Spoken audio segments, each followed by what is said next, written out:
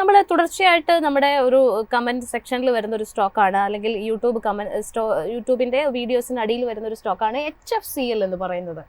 HFCLനെ സംബന്ധിച്ചിടത്തോളം നോക്കുകയാണെന്നുണ്ടെങ്കിൽ ഈ ഒരു സ്റ്റോക്കിൽ ഇപ്പോൾ റിസർച്ച് ഡെസ്കിൽ നിന്നും കിട്ടിയിട്ടുള്ള ഒരു റിപ്പോർട്ട് അനുസരിച്ച് അവരുടെ ഒരു പ്രൊമോട്ടർ ഹോൾഡിംഗ് തുടർച്ചയായിട്ട് സീക്വൻഷ്യൽ ബേസിസിൽ കുറഞ്ഞു വരുന്നതായിട്ട് നമുക്ക് കാണാൻ സാധിക്കുന്നുണ്ട്. എസ്പെഷ്യലി ഡിസംബർ 2024 ഉണ്ടായിരുന്നത് 35.9% ഇത്തവണ മാർച്ച് 2025 നോക്കുന്ന സമയത്ത് 34.37% പ്രൊമോട്ടർ ഹോൾഡിംഗ് കുറയുന്നതായിട്ട് കാണാൻ സാധിക്കുന്നുണ്ട്. അതോടൊപ്പം തന്നെ നമ്മൾ പറയേണ്ടത് അവരുടെ ഒരു പ്ലെഡ്ജിങ് ആക്ടിവിറ്റി, അതായത് കമ്പനിയെ സംബന്ധിച്ചിടത്തോളം പ്ലെഡ്ജിങ്ങിന്റെ കാര്യത്തിലേക്കും കൂടുതലായിട്ടുള്ള ഒരു ഇൻട്രസ്റ്റ് പോകുന്നു. നമ്മൾ നേരത്തെ ജെൻസോളിന്റെ കേസ് പറഞ്ഞ സമയത്ത് ജഗ്ഗി ബ്രദേഴ്സ് ഇതുപോലെ പ്ലെഡ്ജ് ചെയ്തിട്ട് മറ്റ് ബിസിനസ്സുകളിലേക്ക് അവരുടെ കമ്പനിയുടെ പ്രോഫിറ്റ് അല്ലെങ്കിൽ കമ്പനിയുടെ വലിയൊരു തുക യൂസ് ചെയ്തതായിട്ട് കണ്ടിട്ടുണ്ടായിരുന്നു. മറ്റൊരു ജെൻസോൾ ആകാനാണോ ഈ HFCL ഒരുങ്ങുന്നത് എന്നുള്ള ഒരു സൂചനയാണ് ഞാൻ ചോദിക്കുന്നത്. കാരണം ഈ ഒരു റെഡ് ഫ്ലാഗ്സ് ഒക്കെ സൂചിപ്പിക്കുന്നത് ഒരു കോഷ്യസ് ഈ ഒരു സ്റ്റോക്കിൽ വെക്കേണ്ടതുണ്ട്. കാരണം 100 രൂപയാണെന്ന് തോന്നുന്നു, എനിക്ക് താഴെ 76 രൂപ മറ്റോ റേഞ്ചിൽ ട്രേഡ് ചെയ്യുന്ന ഒരു സ്റ്റോക്കാണ്. അതുകൊണ്ട് തന്നെ പലരുടെയും വാച്ച് ലിസ്റ്റിൽ ഉള്ള ഒരു സ്റ്റോക്കായിരിക്കും. HFCLനെ സാറ് എങ്ങനെയാണ് നോക്കുന്നത്? ഈ ഒരു മൂവ്മെന്റ്സിനെ സാർ എങ്ങനെയാണ് വിലയിരുത്തുന്നത്? ജാസ്മിൻ, അതിന് മുന്നായിട്ട് നമ്മുടെ റിസർച്ച് ഡെസ്കിൽ നിന്ന് റമീസ് നമുക്കൊരു അലേർട്ട് തന്നിട്ടുണ്ട്. അതായത് ഇപ്പോൾ സമയം ഏതാണ്ട് 10:30 ആവാൻ പോകുന്നു. ഏതാണ്ട് 1 മണിയോടുകൂടി, അത് ടൈം കൺഫേം ചെയ്തിട്ടില്ല, നമ്മുടെ ഡിഫൻസ് മിനിസ്റ്റർ രാജ്നാഥ് സിംഗ് PM-നെ ബ്രീഫ് ചെയ്യാൻ പോകുന്നു. NSA ചീഫ് അജിത് ഡോവാലും കൂടെ ആ മീറ്റിംഗിൽ ഉണ്ടാവും എന്നുള്ളത് പറഞ്ഞു വെച്ചിട്ടുണ്ട്. ഞാൻ ജസ്റ്റ് ഒരു ഇൻഫർമേഷൻ ഇപ്പൊ കിട്ടിയത് റമീസ് നമുക്കൊന്ന് അപ്ഡേറ്റ് ചെയ്തെന്നുള്ളൂ, ഞാനൊന്ന് അറിയിച്ചെന്നുള്ളൂ. ഇത് കൂടാതെ നമ്മുടെ ഈ ജെൻസോൾ അല്ലെങ്കിൽ HFCL-ലേക്ക് പോകുന്നതിന് മുമ്പേ ശ്രദ്ധിച്ചോന്നറിയില്ല, നമ്മുടെ പ്രേക്ഷകർ അല്ലെങ്കിൽ ഇൻവെസ്റ്റേഴ്സ് ശ്രദ്ധിച്ചോന്നില്ല, അനീഷ് ഒരു സ്റ്റേറ്റ്മെന്റ് പറഞ്ഞിരുന്നു. അതായത് നമ്മളിപ്പോൾ എനിക്ക് തോന്നുന്നു മാരുതിയുടെ ചാർട്ട് പറഞ്ഞപ്പോഴാണെന്ന് തോന്നുന്നു, ആ ചാർട്ടിനകത്ത് എല്ലാം ഉണ്ട്. അതായത് ആ വീക്ക്നെസ്സും എന്തൊക്കെ പോസിറ്റീവ് ഉണ്ടോ അതൊക്കെ ഡിസ്കൗണ്ട് ചെയ്തു, എന്തൊക്കെ നെഗറ്റീവ് ഉണ്ടോ അതും ചാർട്ടിൽ കാണിക്കുന്നുണ്ട്. അത് വളരെ ഇമ്പോർട്ടൻറ്റ് പീസ് ഓഫ് അഡ്വൈസ് ആണ്, ഇൻഫർമേഷനാണ്. അത് ശരിക്കും പറഞ്ഞാൽ നമ്മൾ സാധാരണ മാർക്കറ്റ് ടെർമിനോളജിയിൽ, മാർക്കറ്റ് പാർലൻസിൽ നമ്മൾ ഗുജറാത്തിൽ ഒരു ടേം പറയും, ഭാവ് ഭഗവാൻ ചേ, അതായത് ഭാവ് ഭഗവാൻ ഹേ എന്ന് ഹിന്ദിയിലും പറയും. അതായത് price is god, whatever is reflected in the price is everything. അതായത് ആ ഒരു പ്രൈസ്, ഒരു സ്റ്റോക്കിന്റെ പ്രൈസ്, അതിലുള്ള ബുൾസിനെ, ബെയർസിനെ, ന്യൂട്രൽ സ്റ്റാൻഡ് എല്ലാവരുടെ ഒപ്പീനിയനും കൂടെ ഡൈജസ്റ്റ് ചെയ്തിട്ട് കളക്റ്റീവ് വിസ്ഡമിന്റെ ഔട്ട്കം ആണ് ഒരു സ്റ്റോക്കിന്റെ പ്രൈസ് എന്നുള്ളത്. അപ്പോൾ ആ പ്രൈസിനകത്ത് എല്ലാ പോസിറ്റീവ്, ഇതുവരെയുള്ള പോസിറ്റീവ് നെഗറ്റീവ് ഒക്കെ സബ്സ്യൂം ചെയ്തിട്ടുണ്ട് എന്നുള്ളൊരു ഇൻഫർമേഷനാണ്. അത് ഞാൻ അനീഷ് അതിൻ്റെ ഇടയിൽ ചേർത്ത് പറഞ്ഞുകൊണ്ട് ഞാനൊന്ന് ഇമ്പോർട്ടൻ്റ് ആയിട്ട് പറഞ്ഞു എന്നുള്ള കാര്യം, ഇതൊക്കെ വളരെ ഇമ്പോർട്ടൻ്റ് ആയിട്ടുള്ള ഒരു കാര്യമാണ്. ഞാൻ ആ പ്രൈസിനെ കുറിച്ച് പറയാൻ കാര്യം എന്നറിയോ, ഈ ജെൻസോളും HFCL-ഉം പറഞ്ഞല്ലോ, ശരിയാണ്. ജാസ്മിൻ സൂചിപ്പിച്ചിരുന്നു, ജാസ്മിൻ എന്നെ കാണിച്ചു തന്നത് നമ്മുടെ ഒരു പ്രേക്ഷകൻ പല ടൈമിലായിട്ട് HFCL-ന്റെ സ്റ്റോക്ക് സൂക്ഷിക്കുന്നു. ഈ HFCL വളരെ നിഷായിട്ടുള്ള ഒരു ഇൻഡസ്ട്രിയിൽ ഓപ്പറേറ്റ് ചെയ്യുന്നു. ഒരു പക്ഷേ നമ്മളിരിക്കുന്ന ഓഫീസിന്റെ ഏറ്റവും മുകളിലെ ടെറസിൽ പോകാൻ തന്നെ ഈ HFCL is into lot of a communication device, satellite communication device, internet devices, അല്ലാണ്ട് ഒരുപാട് ഇലക്ട്രോണിക് കമ്പോണൻസ്, ഓപ്റ്റിക് ഫൈബറിലൊക്കെ ഡീൽ ചെയ്യുന്ന ഒരു കമ്പനിയാണ്. നമ്മൾ ഓരോ കെട്ടിടത്തിന്റെ മുകളിൽ ചെന്നാൽ HFCL-ന്റെ ഒരു ബോക്സ് എങ്കിലും നമുക്ക് കാണാൻ പറ്റും, ഒരു ആന്റീനയുടെ രൂപത്തിലോ എന്തെങ്കിലും രൂപത്തിലോ അത് കാണാൻ പറ്റും എന്നുള്ള. ഈ കമ്പനി ശരിക്കും പറഞ്ഞാൽ വളരെ പ്രോസ്പെക്ട്സ് ഉള്ള ഒരു കമ്പനി ആയിട്ടാണ് നമ്മൾ പൊതുവേ ആൾക്കാർ പറയാറ്. അതായത് ഒരു സ്ലീപ്പിംഗ് ജെയിൻ എന്നും മൾട്ടി ബാഗർ സ്റ്റോക്ക് എന്നും ഒക്കെ നമ്മളിത് വായിക്കാറുണ്ട്. ഈവൻ നമ്മുടെ ടാറ്റയുടെ ഒരു കമ്പനി ഉണ്ടല്ലോ, തേജസ് നെറ്റ്വർക്കിന്റെ കോമ്പറ്റീറ്റർ ആയിട്ട് വരെ പറയാറുണ്ട്, സ്റ്റെർലൈറ്റ് ടെക്നോളജീസിന്റെ കോമ്പറ്റീറ്റർ ആയിട്ട് വരെ ഇതിനെ പറയാറുണ്ട്. എന്നാൽ ഇതൊരു 50-60 രൂപയെന്ന് 120 രൂപയുടെ ഇടയിലാണ് അത് ഓസിലേറ്റ് ചെയ്തത്. ഒരുപാട് എന്താ പറയുക, ബ്രാൻഡ് നെയിംസ് ആയിട്ടുള്ള ഇൻവെസ്റ്റേഴ്സും അതിനകത്ത് ഇൻവെസ്റ്റഡ് ആയിട്ടിരിക്കുന്നു എന്നുള്ള.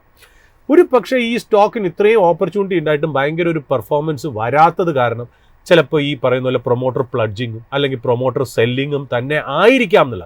ഇത് നമുക്ക് ജെൻസോൾ ആണോ എന്ന് നമുക്ക് പറയാൻ പറ്റില്ല. കാര്യം ഈ പ്രൊമോട്ടർ പ്ലഡ്ജിങ് ഈ കമ്പനിയിൽ കൊല്ലങ്ങളായിട്ട് പലപ്പോഴായിട്ട് നടക്കുന്ന ഒരു കാര്യം തന്നെയാണ്. എങ്കിലും ജനങ്ങൾ ഇവിടെ സൂക്ഷിക്കണം. എന്തുകൊണ്ടാണെന്നറിയോ, ഈ ജെൻസോളും നമ്മുടെ അടുത്ത് ആരും പറയുന്നില്ലല്ലോ നിങ്ങൾ HFCL മാത്രമേ കാശുണ്ടാക്കാൻ പാടുള്ളൂ. നമ്മുടെ കാശ് നല്ല സ്റ്റോക്കുകളെയും നല്ല വ്യക്തികളെയും തേടി പോകുക എന്നുള്ള. അതുകൊണ്ട് നമ്മൾ അതിനകത്ത് ഇൻവെസ്റ്റ് ചെയ്യണോ വേണ്ടെന്നുള്ളത് നമ്മുടെ ഡിസ്ക്രിപ്ഷൻ ആണെന്നുള്ള. അത് മാത്രമല്ല HFCL ആയാലും ശരി, തേജസ് ആണെങ്കിലും ശരി, നമ്മൾ സ്റ്റെർലൈറ്റ് ടെക്നോളജിയാണ്, ഇതൊന്നും നമുക്ക് വെസ്റ്റഡ് ഇൻട്രസ്റ്റ് ഉള്ള സ്റ്റോക്കുകളല്ല.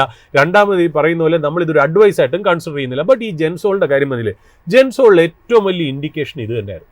അതായത് ജെൻസോള് നമ്മളിപ്പോൾ ഒരു ബുൾ മാർക്കറ്റിൽ എല്ലാം മറന്ന് സ്റ്റോറീസ് ഒക്കെ ക്രിയേറ്റ് ചെയ്യുമ്പോൾ നമ്മൾ വിട്ടുപോകുന്ന ഒരു കാര്യമുണ്ട്, ഫണ്ടമെന്റൽ അനാലിസിസ്. കാര്യം ടെക്നിക്കൽ അനാലിസിസിലും ഇത് പറയും. ഒരു പക്ഷേ ടെക്നിക്കൽ അനാലിസിസ് നമ്മൾ മാറ്റിക്കഴിഞ്ഞാൽ ഇപ്പോൾ ഈ പ്രൈസ് ഈസ് എവറിത്തിങ് എന്ന് നമ്മൾ പറയില്ലേ, everything is discounted in the price. ആ പ്രൈസ് ആ ടെക്നിക്കൽ ചാർട്ടിൽ ചിലപ്പോൾ കാണിച്ചിരിക്കാം. ഞാൻ ടെക്നിക്കലി നോക്കിയിട്ടില്ല. ജെൻസോൾ നമ്മൾ ടെക്നിക്കലി ഫണ്ടമെന്റലി വാച്ച് ചെയ്യുന്ന സ്റ്റോക്ക് അല്ല. അതിന്റെ ഒന്നാമത്തെ റീസൺ അതിന് അത്രമാത്രം പോപ്പുലാരിറ്റി സോഷ്യൽ മീഡിയ കമ്മ്യൂണിറ്റി കിട്ടിയെന്നുള്ള. അത്രമാത്രം ആൾക്കാർ സോഷ്യൽ മീഡിയ കമ്മ്യൂണിറ്റിയിൽ ഒരു സ്റ്റോക്കിനെ പോകുമ്പോൾ അത് തന്നെയാണ് ഏറ്റവും ഇതിനകത്ത് നെഗറ്റീവായിട്ട് നമ്മൾ കൺസിഡർ ചെയ്യേണ്ട ഒരു കാര്യം.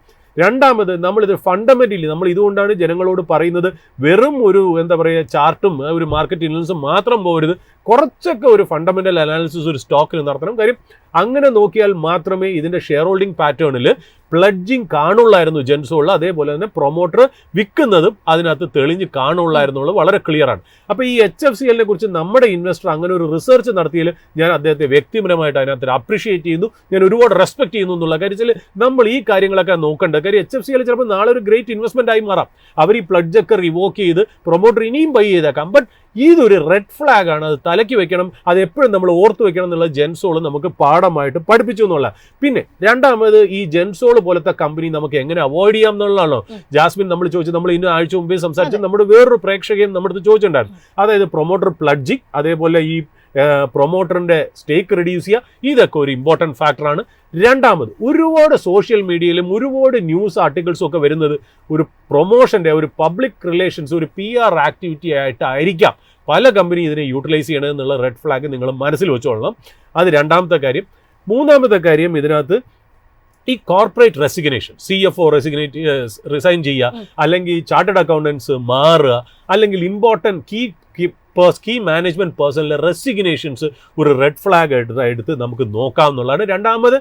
നാലാമത് നമ്മൾ പറയുന്നത് ഡിലേഡ് ഫയലിംഗ്. അതായത് ഇവർ ഈ ലിസ്റ്റഡ് കമ്പനിക്ക് ഒരുപാട് കോംപ്ലയൻസ് ഉണ്ട്. അതായത് എക്സ്ചേഞ്ചിന് ഒരുപാട് കാര്യങ്ങൾ അറിയിക്കണം, സെബിയെ ഒരുപാട് കാര്യങ്ങൾ അറിയിക്കണം. അത് ചില കാര്യങ്ങൾ അവരുടെ ആനുവൽ റിപ്പോർട്ടിൽ അല്ലെങ്കിൽ ക്വാർട്ടർലി റിസൾട്ട് വരുമ്പോൾ അതൊന്ന് ക്വാളിഫൈ ചെയ്യണം. അല്ലെങ്കിൽ എന്തെങ്കിലും മിസ്മാച്ചസ് ഉണ്ടെങ്കിൽ അത് ക്വാളിഫൈ ചെയ്യണം. എഴുതുന്നതുകൊണ്ട് തെറ്റില്ല, അത് ജനങ്ങളുടെ അടുത്ത് കമ്മ്യൂണിക്കേറ്റ് ചെയ്യുക എന്നുള്ളത്. ആ പല കാര്യങ്ങളിലും വരുത്തുന്ന വീഴ്ച, റെഗുലേറ്ററി ഫയലിംഗിൽ വരുന്ന വീഴ്ച, കോംപ്ലയൻസ് ഫയലിംഗിൽ വരുന്ന വീഴ്ചയും ഒരു ഇമ്പോർട്ടൻറ്റ് റെഡ് ഫ്ലാഗ് ആയിട്ട് ആൾക്കാർക്ക് നോക്കാവുന്ന ഒരു കാര്യമാണ്. പിന്നെ റിലേറ്റഡ് പാർട്ടി ട്രാൻസാക്ഷൻ, അതായത് നമ്മൾ ഒരു കമ്പനി ലിസ്റ്റഡ് ആണ്, ഇത് കൂടാതെ നമുക്ക് കുറച്ച് പ്രൈവറ്റ് കമ്പനി ഉണ്ട്, അതൊന്നും ലിസ്റ്റഡ് അല്ല. ഈ പ്രൈവറ്റ് കമ്പനിയായിട്ട് ലിസ്റ്റഡ് കമ്പനിയെ കൊണ്ട് ബിസിനസ് ചെയ്യിപ്പിക്കാൻ നമ്മൾ സത്യത്തിന്റെ കേസ് തന്നെ പറഞ്ഞിരുന്നു. അതായത് സത്യത്തിൽ രാമലിംഗ രാജുവിന്റെ മകന്റെ കമ്പനിയാണ് മേത്താസ്. സത്യം തിരിച്ചിട്ട പേരാണ് മേത്താസ്. ഈ മേത്താസിലേക്ക് പൈസ സത്യത്തിൽ നിന്ന് എടുത്ത് മേത്താസിലേക്ക് കൊടുത്തു എന്നുള്ളതാണ് അന്നത്തെ സത്യം സ്കാം എന്ന് പറയുന്നത്. അതേപോലെ ഈ റിലേറ്റഡ് പാർട്ടി ട്രാൻസാക്ഷൻ നമുക്കൊരു റെഡ് ഫ്ലാഗ് ആയിട്ട് കണക്കിൽ വയ്ക്കാമെന്നുള്ളതാണ്. അതുകൊണ്ട് ഈ HFCL സംബന്ധിച്ച് നമ്മളെ സംബന്ധിച്ച് അത് നല്ല സ്റ്റോക്കാണോ ചീത്ത സ്റ്റോക്കാണോ എന്ന് നമുക്കിപ്പോൾ പറയാൻ പറ്റില്ല. കാര്യം ഇതൊക്കെ ടൈഡ് ഓവർ ചെയ്ത കമ്പനികളും ഇന്ത്യൻ മാർക്കറ്റിന്റെ ചരിത്രത്തിലുണ്ട്. ബട്ട് ഈ പറയുന്ന പോലെ ഇതൊരു റെഡ് ഫ്ലാഗ് ആണോ എന്ന് വെച്ചാൽ yes, it is a red flag. ആ ഒരു റെഡ് ഫ്ലാഗ് തന്നെയാണ്. നിങ്ങൾക്ക് ഒരു കമ്പല്ലിംഗ് റീസൺ ഇല്ല HFCL മേടിക്കാൻ. അതായത് ആരും നിങ്ങളെ നിർബന്ധിക്കുന്നില്ല.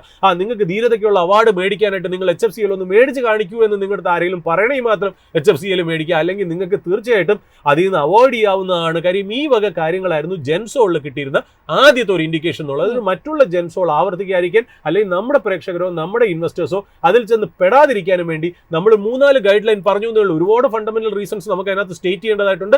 ബട്ട് നമ്മൾ മുഖവരയിൽ പറയുന്നത് ഇത് സിമ്പിൾ ആയിട്ട്, അതായത് കണക്കൂട്ടേണ്ട കാര്യങ്ങളല്ല. അതായത് ഒരുപാട് പോപ്പുലാരിറ്റി ഉള്ള കമ്പനി, പ്രൊമോട്ടർ സെല്ലിംഗ് വരുന്ന കമ്പനി, പ്രൊമോട്ടർ പ്ലഡ്ജ് ചെയ്യുന്ന കമ്പനി, കോർപ്പറേറ്റ് ഫയലിംഗ്സ് ചെയ്യാത്ത കമ്പനികൾ, അല്ലാതെ ഈ കീ പേഴ്സണിൽ ഇരിക്കുന്ന ആൾക്കാർ റെസിഗ്നേഷൻസ്, ഇങ്ങനത്തെ കാര്യങ്ങൾക്ക് നിങ്ങൾക്ക് ന്യൂസ് ചെയ്യുന്നത് തന്നെ നിങ്ങൾക്ക് വാച്ച് ചെയ്യാവുന്നതാണ്. സ്ക്രീനർ എന്ന് പറയുന്ന ആ ഒരു സോഫ്റ്റ്വെയറിലും നിങ്ങൾക്ക് എളുപ്പം കണ്ടുപിടിക്കാവുന്നതാണ്. ഇതൊക്കെ നമ്മളൊന്ന് പറഞ്ഞു വയ്ക്കുന്നു. ഈ കാര്യത്താൽ നമുക്ക് അവോയ്ഡ് ചെയ്യാം എന്ന് പറഞ്ഞ് HFCL അവോയ്ഡ് ചെയ്യാന്നല്ല നമ്മുടെ advice. But it is a red flag എന്നുള്ളത് നമുക്കൊന്ന് പറഞ്ഞു വയ്ക്കേണ്ടിയിരിക്കുന്നു.